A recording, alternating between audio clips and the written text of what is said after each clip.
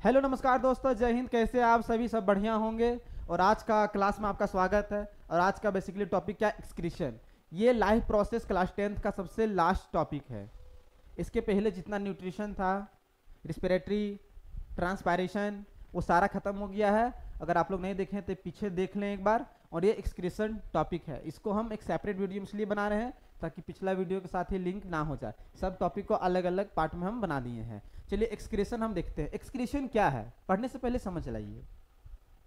जो हमारा बॉडी में मेटाबॉलिक प्रोसेस होता है, खाना का टूटना फूटना जुड़ना, जितना भी प्रोसेस होता है, उससे जो वेस्ट निकलता है उसकी को बाहर निकालना एक्सक्रीशन कहलाता है।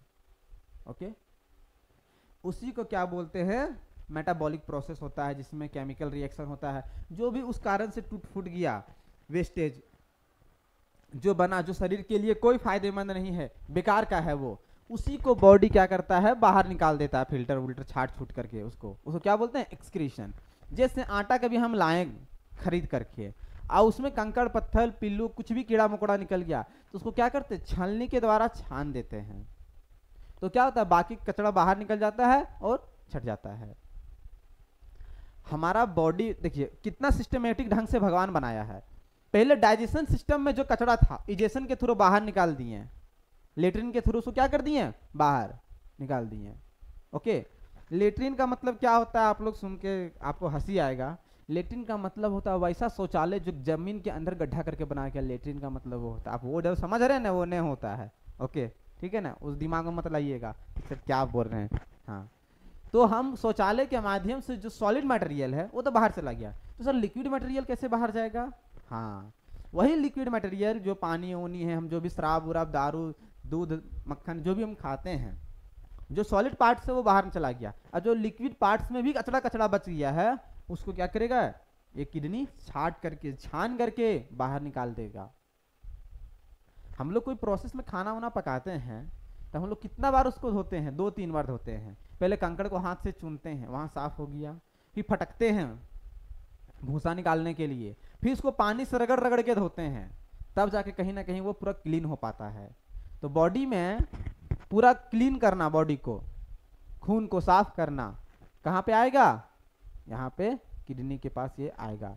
अब खून में जो भी प्रोटीन है, एमिनो एसिड है वगैरह वगैरह, सब चीज जो ज्यादा मात्रा में उसको बाहर निकाल देगा, जो जरूरतमंद है उसको रख लिया जाएगा। और हम उसी को बाद में एक्सक्रीशन मतलब यूरिन के थ्रू बाहर कर देते हैं। तो जिस प्रकार रिस्पिरेटरी सिस्टम में लंग्स हमारा था, काम कर रहा था, और सर्कुलेटरी सिस्टम में हमारा हार्ट काम कर रहा था, डाइजेशन सिस्टम में हमारा small intestine, large intestine, mouth, stomach, pancreas, liver, oesophagus मिल के काम कर रहा था, उसी तरह एक्सक्रीशन सिस्टम में हमारा किडनी काम करेगा। तो सर सिर्फ किडनी होता है क्या? नहीं नहीं नहीं, किडनी के साथ और भी जुड़ा होता है। किडनी के बाद यूरेटर होता है, यूरेटर के बाद यूरिनरी ब्लेडर होता है, यूरिनरी ब्लेडर के बाद यूरेथ्रा होता है, मूत्र मार्ग। तो इतना सारा मिल के हमारा एक्सक्रीशन सिस्टम को बनाता है। तो चलिए अब एक्सक्रीशन सिस्टम के बारे में हम थोड़ा थोड़ा देख लेते हैं क्या है। Biological process involve the remove the harmful metabolic waste. Metabolic waste जो हार्मफुल होता है उसको शरीर से बाहर निकालना ही क्या कहलाता है? एक्सक्रीशन। शरीर में जो मेटाबॉलिक वेस्ट होता है, जैसे कोई काम नहीं, उसको बाहर निकालना। सर कहा क्या बाहर निकाल देता है? ये भी तो जानना है, क्या क्या इसमें बाहर निकलता है। तो यहाँ पे खास कान को खोल के सुनिएगा। Carbon dioxide, excess water, excess mineral salt, जो हम लोग सॉल्ट खा लेते हैं, मिनरल्स खा लेते हैं बहुत ज्यादा मात्रा में, उसको भी बाहर निकाल देता है।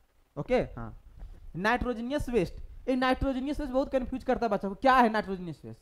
ये नाइट्रोजनियस वेस्ट क्या है? तो जिसमें नाइट्रोजन रहता है, सीधा नाइट्रोजन, वह कंपाउंड जिसमें क्या हो? नाइट्रोजन हो, उसको क्या बोलते हैं? नाइट्रोजनियस वेस्ट, या तो कंपाउंड बोलते हैं। तो सर ये भी शरीर से बाहर निकालना? हाँ भाई, वो भी शरीर से बाहर निकालना जाता है। हमारा शरीर में जब प्रोटीन टूट फूट होता है, एमिनो एसिड, तो हमारा ब्लड में जो भी वेस्ट होता है वो अमोनिया के फॉर्म में आ जाता है, और अमोनिया बहुत खतरनाक और जहरीला होता है। तो लीवर के पास कितना पावर है, उस अमोनिया को यूरिया में बदल देता है, और हम लोग पेशाब के थ्रू बाहर निकाल देते हैं क्या? यूरिया। और वही यूरिया जब फिर एयर का कांटेक्ट में आता है, एटमॉस्फेयर का, तो फिर से अमोनिया बन जाता है। ओके, और वही अमोनिया क्या करता है? गंध मारता है। क्योंकि आप देखे होंगे पेशाब आप करते होंगे तो तुरंत गंध नहीं मारता है, एक ही जगह लगातार 2-4 दिन 10 दिन पेशाब करते रहिए तो वो गंध मारने लगेगा। क्यों? क्योंकि वहां पे यूरिया गया जरूर पेशाब की मात्रा से, पेशाब में कुछ यूरिया का मात्रा गया, लेकिन जैसे ही वो एयर का संपर्क में आया वो अमोनिया बन गया। तो अगर पूछेगा आपसे कि जो पेशाब का गंध होता है किस कारण होता है, अमोनिया के कारण होता है, और पेशाब का पीलापन जो होता है वो यूरोक्रोम के कारण होता है। ओके, तो चलिए नाइट्रोजनियस वेस्ट में क्या क्या हमारा बॉडी बाहर निकाल देता है, या तो क्या क्या होता है, जैसे अमोनिया हो गया, यूरिया हो गया, यूरिक एसिड हो गया। हम लोग यूरिया नहीं निकालते हैं, ध्यान से सुनिएगा, अमोनिया नहीं निकालते हैं। अमोनिया वह निकालता है जो जीव जंतु पानी में होता है। सर ऐसा क्यों? तो अमोनिया को, अरे देखो नॉर्मली हम आए मार्केट से घूम करके और हमको साफ होना शरीर को, तो नॉर्मली 1 बाल्टी पानी धड़ाड़ा के उछल देंगे, क्लीन हो जाएंगे। साबुन से नहाएंगे तो 2-3 बाल्टी, और कीचड़ में लेट के आएंगे तो 10 बाल्टी। तो डिपेंड कर रहा है किस प्रकार का क्वालिटी है तुम्हारे कचड़ा में। वो कोई रंग लपेट दिया, कोई रंग लगा दिया, पोत ये करिया कर दिया, तो उसके लिए कम से कम 5-7 बार तो साबुन पहले रगड़ेंगे, नहीं छूटता है, फिर क्रीम पाउडर पूरा घिसते हैं, फिर 2-4 दिन में छूटता है। क्यों? वो जिद्दी दाग है। और नॉर्मली मार्केट से आए कुछ नहीं, डस्ट खाली लगा हुआ शरीर में, कपड़ा कुछ ऐसे खंगाल देंगे, 1 बाल्टी पानी उछल देंगे तो फ्रेश फील हो जाता है। नाली में गिर के आइएगा तब 10-20 बाल्टी लगेगा। तो अमोनिया जो होता है बेसिकली वो जो जलीय जीव होता है वो अमोनिया को एक्सक्रीट करता है। सर ऐसा क्यों? तो अमोनिया को बाहर निकालने के लिए बहुत ज्यादा पानी चाहिए, और उतना पानी हमारे शरीर में है नहीं। 1% पानी कम होगा प्यास लगेगा, 2-4-5% कम होगा तो धड़ाम से लटक जाएंगे, हम मर जाएंगे। तो हमारा शरीर में हम पानी बहुत ज़्यादा हमारा बॉडी में नहीं होता है, और हम उतना पीते भी नहीं हैं।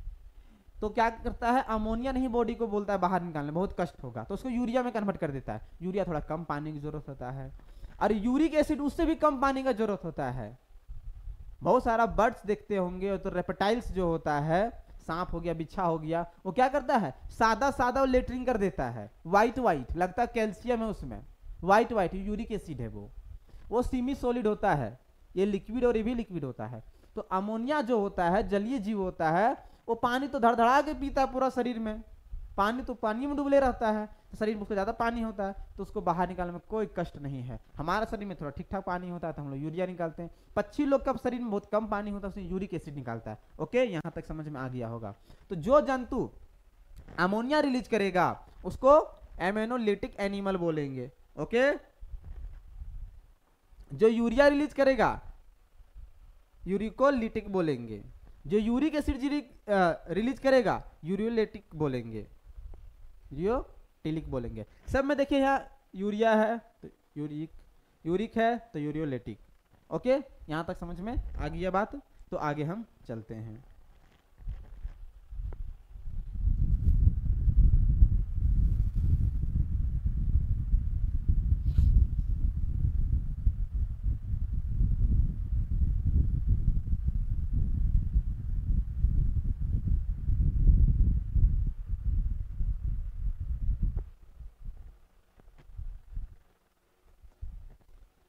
चलिए यहाँ पे एक चीज समझ में आ गया, हम लोग क्या रिलीज करते हैं, यूरिया। अमोनिया कौन करता है, समुद्र वाला मतलब जलीय जीव। यूरिया कौन करता है, हम लोग थल वाला। तो रेपेटाइल्स कौन करता है, यूरिक एसिड। तो यहाँ पे याद रखिएगा आप ये चीज, अमोनिया क्या करता है, अमीनोटेलिक करता है, यूरिया, अच्छा ऐसा है क्या, यहाँ पे होगा यूरिकोलिटिक और यहाँ होगा यूरिकलिटिक। यूरिया है तो यहाँ पे यहाँ ये याद रखिएगा, यूरिक है तो यूरिकोलिटिक। तो वो नाम से ही पता चल जा रहा है। आगे हम देखते हैं। अब इंसान का एक्सक्रीटरी सिस्टम है, किडनी। ये क्या है, किडनी है। तो किडनी कैसे होता है, अब भाई किडनी कैसे होता है, एक सीड होता है ना, सीम का दाना के जैसा ऐसे होता है किडनी, दाना के जैसा होता है, सोयाबीन के दाना के जैसा किडनी होता है। किडनी हमारे शरीर में कितना है, 2 है। भगवान सब कुछ 2-2 को लगभग बनाया है हमारा बॉडी में। 2 आंख बनाया है, 2 नाक का छेद बनाया है, 2 फेफड़ा बनाया है, अब 2 दिल नहीं बनाया है, 2 हाथ बनाया है, 2 पैर बनाया है, 2 किडनी बना दिया है, तो जरूरत के हिसाब से जो ज़्यादा ज़्यादा जरूरत है उसको बनाया है डबल डबल। अब 2 किडनी है, अब 2 किडनी से 2 पाइप बाहर आता है, इसको क्या बोलते हैं? इस पाइप को यूरेटर बोलते हैं। और दोनों पाइप आ करके एक डब्बा में जुड़ जाता है, उसको क्या बोलते हैं? Bladder, urinary bladder. और यूरेथ्रा जिसके द्वारा हम पेशाब को क्या करते हैं? बाहर निकाल देते हैं, बाहर निकाल देते हैं। आगे हम देखते हैं किडनी। किडनी का काम क्या है? प्रोड्यूस यूरिन, यूरिन को प्रोड्यूस करना, यूरिन को बनाना। ओके। यूरेटर का काम क्या है? Transport urine towards urinary bladder. जैसे एक किडनी है, ये पाइप के थ्रू आएगा किसमें? यूरिनरी ब्लैडर में। ये पाइप के थ्रू यूरिनरी ब्लैडर में आएगा। ओके। यूरिनरी ब्लैडर का टेम्पोररी स्टोर यूरिन, कुछ समय के लिए यूरिन को स्टोर करके रखेगा, ऐसा नहीं परमानेंट। जब ज़्यादा यूरिन लग जाता है, मतलब हमको पेशाब लग जाता है, ज़्यादा यूरिन वहाँ भर जाता है, तो दर्द महसूस होता है, तुरंत नर्व सिग्नल उसको देता है कि भाई जाओ। और कितना सिस्टमेटिक है, जब तक हम नहीं चाहेंगे तब तक पेशाब होबे नहीं करता है। कुछ तो बात है। जैसे ही हम खुला में बाथरूम में शौचालय में जाते हैं, तुरंत सिग्नल, कैसा सिग्नल? थिंकिंग, सिर्फ थिंकिंग। देखिए नर्वस सिस्टम का कमाल कि भाई अब पेशाब तुम रिलीज कर सकता है, तो पेशाब आ जाता है। तो नर्वस सिस्टम से कंट्रोल है ये पूरा। हम चाहते हैं तो होगा, नहीं चाहेंगे तो नहीं होगा। हाँ। यूरेथ्रा क्या करता है? Transport urine out of the body. ये यूरेथ्रा क्या करता है? शरीर से बाहर निकाल देता है, यूरिन को बोलता है जा। अब एक एक करके हम डिस्कस करेंगे।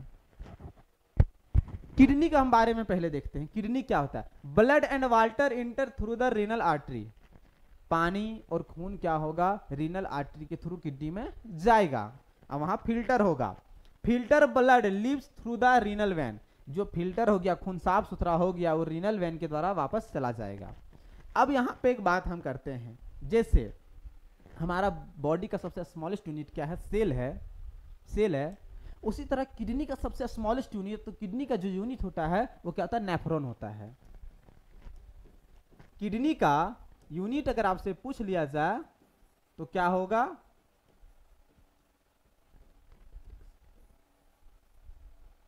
नेफ्रॉन।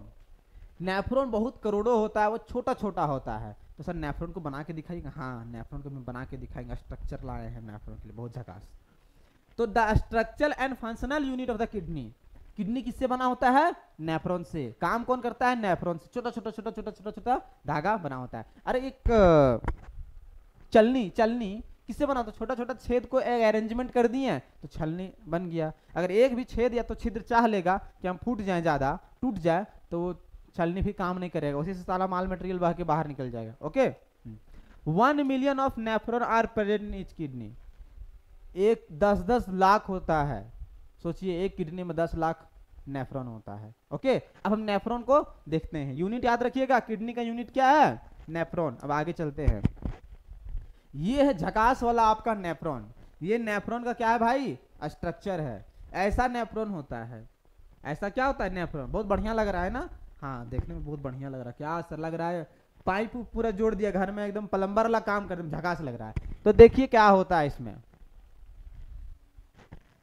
पहले यहाँ इसको समझिए कि क्या होता है। यहाँ पे थोड़ा थोड़ा इधर से खून क्या होता है? माल मटेरियल आता है, और ये छलनी है, इस छलनी में छन जाता है। ओके। इसको बोलते हैं GF, ग्लोमेरुलस फिल्ट्रेट। यहाँ पे माल मटेरियल छन जाता है और फिर इधर से बाहर निकल जाता है। आंसर छन गया, काम खत्म? नहीं नहीं, ऐसा कुछ नहीं होता, अभी नहीं छना है।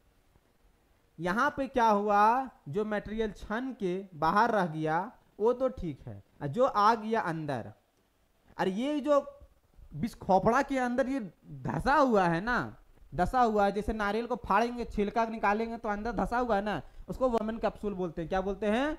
Women capsule. याद रखिएगा, वोमेन कैप्सूल में क्या होता है? ग्लोमेरुलर फिल्टर बैठा होता है इसे कुंडली मार करके। ओके।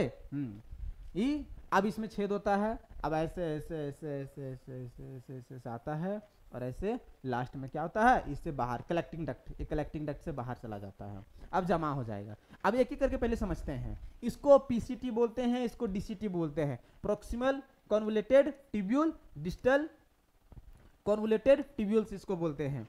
इसको क्या बोलते हैं? लूप ऑफ हेनले बोलते हैं। ऐसे एग्जाम में आपसे नहीं पूछेगा इतना डिटेल करके, फिर भी हम आपको नाम थोड़ा सा गिनवा दे रहे हैं। ये असेंडिंग है, ये डिसेंडिंग लूप ऑफ हेनले है। अब ये कलेक्टिंग डक्ट है। यहाँ तक आपको समझ में आ जाना चाहिए। जो नेफ्रॉन होता है उसको दो भाग में बांटा जाता है, एक कॉर्टेक्स और एक मेडुला।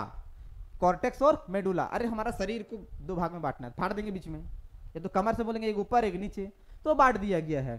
तो ऊपर कॉर्टेक्स होता है और नीचे मेडुला होता है, यहाँ लिखा हुआ है, कंफ्यूज नहीं होना, मेडुला और कॉर्टेक्स। ओके, तो अगर आपसे पूछ लिया जाएगा कि लूप ऑफ हेनले कहाँ होता है, कॉर्टेक्स में कि मेडुला में, तो याद रखिएगा मेडुला में, वो नीचे होता है, मेडुला में। अब हम चलते हैं, आपको सुंदर सा स्ट्रक्चर दिखा दिए, इसका काम अब खत्म। Formation of urine. अब यूरिन का फॉर्मेशन कैसे कैसे स्टेप में होता है, तो 3 स्टेप में यूरिन का फॉर्मेशन होता है। सबसे पहले जो होता है glomerular filtration, selective reabsorption, tubular secretion. Okay, देखिए पहले फिल्टर होगा।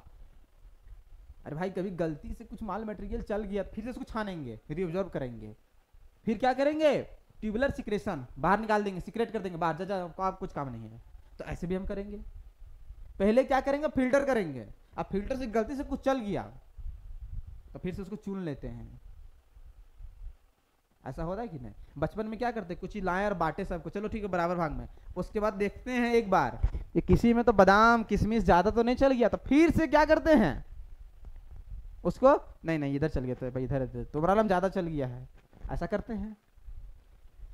उसके बाद ट्यूबुलर सिक्रेशन, अब बाहर चला जाएगा। तो एक एक करके पहले डिस्कस करते हैं कि सर ग्लोमेरुलर फिल्ट्रेशन क्या है, जीएफ। ओके, गोदरेज और फ्रीज क्या है, ग्लोमेरुलर फिल्ट्रेशन क्या है। तो देखिए इसमें क्या होता है, nitrogenous waste, glucose, water, amino acid, excessive salt from the blood and filter and initial filtrate enter the Bowman capsule of the nephron। यहाँ पे सबसे पहले ग्लोमेरुलस फिल्टर में क्या होगा, ये छनेगा। कौन कौन छनेगा, नाइट्रोजनियस वेस्टेज छनेगा। नाइट्रोजनियस में समझ में आ गया क्या हो गया, जैसे ग्लूकोज हो गया आपका बॉडी में कहीं ज्यादा तो नहीं है, ग्लूकोज अगर आपको ज्यादा बॉडी में हो जाएगा तो आपको बार बार पेशाब लगेगा, शुगर का ये लक्षण होता है, बार बार आपका पेशाब को वो करते रहेगा, शुगर का लेवल को कम करना चाहेगा। और शुगर कैसे होता है, जब पेनक्रियाज इंसुलिन को नहीं रिलीज करता है, जब इंसुलिन अगर रिलीज नहीं होगा तो ब्लड में ग्लूकोज का लेवल बढ़ जाएगा। जैसे ही ब्लड में ग्लूकोज का लेवल बढ़ेगा, ब्लड जाएगा किडनी के पास, किडनी बोलेगा अरे भाई तो बहुत ज्यादा ग्लूकोज है, चल बाहर निकल, और पेशाब के थ्रू बाहर निकालेगा और आपको धड़ाधड़ पेशाब निकलेगा। और सुने होंगे चिनिया बीमारी जिसको हो जाता है उसका पेशाब में चींटी लग जाता है। क्यों लग जाता है, चीनी बाहर आ गया, ग्लूकोज बाहर आ गया। कैसे आया ग्लूकोज, क्योंकि जैसे ही खून में ग्लूकोज का मात्रा बढ़ गया, क्यों बढ़ा, इंसुलिन नहीं है। ओके, तो लीवर उसको ग्लाइकोजन के फॉर्म में स्टोर नहीं कर पाया, तो खून में क्या हुआ, ग्लूकोज बढ़ गया। अब खून कहाँ तैरते तैरते जाएगा, किडनी के पास, किडनी बोलेगा अच्छा रे बाबा तू बढ़ गया ज्यादा रे, तो ग्लूकोज को बाहर निकालने के लिए बार बार पेशाब आपको लगवाएगा, बार बार धड़ धड़ थोड़ा थोड़ा पेशाब आपको लगेगा, तो पेशाब के थ्रू क्या होगा, ग्लूकोज बाहर जाएगा। तो ग्लूकोज क्या है, चीनी समझ लीजिए। और जैसे ही आप पेशाब कीजिएगा घास भूसा कहीं भी दीवार में, तो चींटी आएगा और चीनी को खाने लगेगा। Blood and filter मीनस initial filter into the women capsule of the nephron. Nephron का पहला जो वोमेन कैप्सूल है उसमें फिल्टर होगा। क्या क्या, ये सब फिल्टर होगा। कभी कभी फिल्टर में बढ़िया चीज भी निकल जाता है, जैसे भी हम बताएं बांटने के चक्कर में कभी गलती से निकल जाता है, बोले दे बाबा 5 रुपये का नोट, 5 रुपये सिक्का निकाला 10 रुपया, तो फिर से देखते हैं खुचड़ा नहीं है, तो ऐसे हम लोग करते हैं ना। तो चलिए आगे हम देखते हैं। Selective reabsorption, useful substance like glucose, amino acid, salt and a major amount of water from the filter are reabsorbed back to the capillary surrounding the nephron।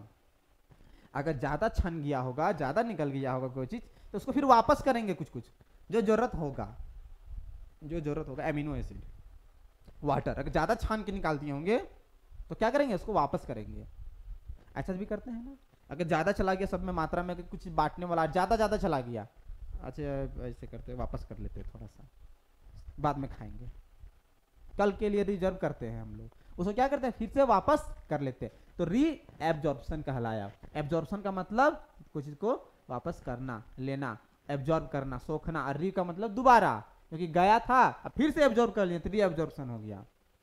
Sir tubular secretion क्या होता है, urea, extra water, salt are secrete into the tubule which open up into collecting duct then the ureter. अब देखिए अगर आप देखना चाहेंगे तो ये क्या हुआ, यहां से क्या हुआ, बाहर चला जाएगा, इधर से क्या होगा, एब्जॉर्प्शन होगा कुछ कुछ, और इधर से क्या हो जाएगा, बाहर चला जाएगा। और कलेक्टिंग डक्ट से बोलेगा चल चल अब तो, अब नहीं, अब तुम में कुछ नहीं है ऐसी बात, चलो उठो और चलो तुम पेशाब करने। तो ऐसे हम लोग करते हैं। यूरिन, अब क्या होगा, जो कलेक्टिंग डक्ट है यूरिन में, यूरिनरी ब्लडर, यूरेटर के थ्रू क्या होगा, जाके यूरिनरी ब्लडर में स्टोर हो जाएगा। तो urine is store in the urinary bladder, it is under control, nervous control. ये नर्वस कंट्रोल मतलब हमारा नर्वस सिस्टम के अंदर कंट्रोल रहता है। हम चाहेंगे तो इच्छा का अपना पेशाब करेंगे और नहीं चाहेंगे तो नहीं। लेकिन अपना दिल क्या होता है, इनवॉलेंटियर होता है। वो इनवॉलेंटियर भाई रुकेगा नहीं। वॉलेंटियर किसको कहते हैं, जिस वो काम करो तो काम करेगा, नहीं तो नहीं, जिस पर अपना हम कंट्रोल स्थापित कर सकते हैं, जिसको बोलेंगे बोलते हैं वॉलेंटियर है जी। सब ए सब इधर आओ जी, इधर आओ, बोलते हैं ना इधर आओ सब, सुनो सुनो, इनवॉलेंटियर ने सुनेगा, सुन में करेगा गुरु। दिल को बोलेंगे ऐसा करो, तुम 20 सेकंड के लिए रुक जाओ, हमको क्या भालू सुन लिया है। तो भाई तुमको भालू अगर आ गया तुम्हारे ऊपर, बोला जाता है ना कि अगर भालू आ जाए तो बंद हो जाना चाहिए, तो वो नहीं मारेगा। ऐसा दादी अम्मा कहानी पहले बताती थी। पता नहीं भालू मारा हुआ जानवर को नहीं खाता है क्या। तो अब हम क्या करेंगे, चाहेंगे उसको तो रोकना, तो रुकेगा नहीं। दिल अगर रुक गया तो हमेशा के लिए रुक जाएगा। हाँ, दिल अगर रुका तो सब चलने लगेगा, समझ रहे हैं, तुम्हारे पीछे पीछे ले जाएगा, तो रखे वहां जगह पर पहुंचा देगा। तुम रुका तो दुनिया चलने लगेगा, इसलिए तुम चलते रहो। तो दिल क्या है, इनवॉलेंटरी है, और ये क्या है, वॉलेंटरी है। मतलब हम चाहेंगे तो पेशाब होगा, नहीं चाहेंगे तो पेशाब नहीं होगा। कंट्रोल मतलब कुछ देर तक हम कर सकते हैं। ओके। यूरेथ्रा, यूरेथ्रा जो होता है,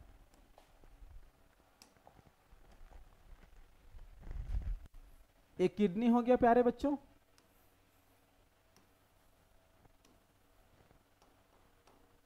ये यूरेथ्रा हो गया। याद रखिएगा फीमेल में यूरेथ्रा अलग से होता है, अलग से होता है। और फीमेल में यूरेथ्रा क्या होता है, शॉर्ट होता है। मेल में यूरेथ्रा लॉन्ग होता है। ओके।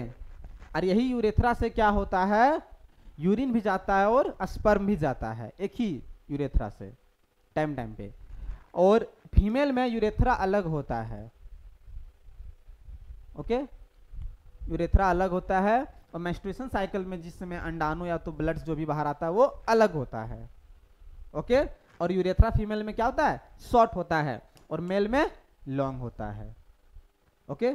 चलिए इसी के साथ इस टॉपिक का खत्म, खल्लास, खात्मा, एक्सक्रेशन सिस्टम पूरा खत्म। यहां से आपका एक भी सवाल बाहर जाने वाला नहीं है, जितना आपको हम बता दिए। ओके। अभी भी कोई डाउट रह गया है तो कमेंट कीजिएगा, बता देंगे, कोई दिक्कत नहीं है। डाउट खत्म करने के लिए हम यहाँ पे हैं। चलिए नेक्स्ट टॉपिक के साथ, नया एकदम जोश के साथ, नया टॉपिक के साथ मिलते हैं। तब तक के लिए जय हिंद, जय भारत।